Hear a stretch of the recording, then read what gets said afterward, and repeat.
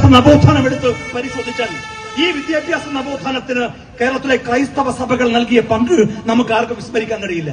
ഒരുപാട് തട്ടമിട്ട കുട്ടികളെ, ഒരുപാട് പൊട്ടുതൊട്ട കുട്ടികളെ, അവർക്കെല്ലാം വിദ്യാഭ്യാസം കൊടുത്ത പാരമ്പര്യമാണ് കേരളത്തിലെ ക്രൈസ്തവ സഭകൾക്കുള്ളത്.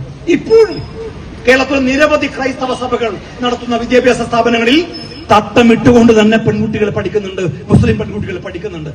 പക്ഷെ സമീപകാലത്ത് കേരളത്തിലെ കാസ പോലെയുള്ള പ്രസംഗികളായിട്ടുള്ള ചിലർ ചേർന്ന് വർഗീയവൽക്കരിക്കാൻ ക്രൈസ്തവ സഭകൾക്കിടയിൽ വ്യാപകമായി പ്രവർത്തിക്കുന്നുണ്ട്. ഒരു ലീഗുകാരൻ എന്ന നിലക്ക്, ഈ നാട്ടിലെ മതേതര വിശ്വാസി എന്ന നിലക്ക് നമ്മുടെ ആശങ്ക എന്താണ്? ഇത്രയും കാലമായി തട്ടമിട്ട പെൺകുട്ടികളെ പഠിക്കാൻ അവസരം കൊടുത്ത ക്രൈസ്തവ സഭകളിൽ ചിലരെങ്കിലും ഒട്ടുതൊട്ട ഹൈന്ദവ സമുദായത്തിൽപ്പെട്ട കുട്ടികളെ മതം നോക്കാതെ, ജാതി നോക്കാതെ പഠനം കൊടുക്കാൻ വേണ്ടി ഇത്രയും കാലം പരിശ്രമിച്ച ക്രൈസ്തവ സഭകളുടെ സ്ഥാപനങ്ങളിൽ ചിലതെങ്കിലും അങ്ങേയറ്റം വർഗീയവൽക്കരിക്കപ്പെടുന്നു എന്ന ആശങ്കയാണ് ഒരു ലീഗുകാരനുള്ളത്. ആ ആശങ്ക എന്തുകൊണ്ടാണെന്ന് വെച്ചാൽ ഈ നാട്ടിൽ സമാധാനവും സഹവർത്തിത്വവും ഉണ്ടാകണമെന്ന് എല്ലാവരെക്കാളും ആഗ്രഹിക്കുന്നത് ഇന്ത്യൻ യൂണിയൻ മുസ്ലിം ലീഗാണ്. അതുകൊണ്ട്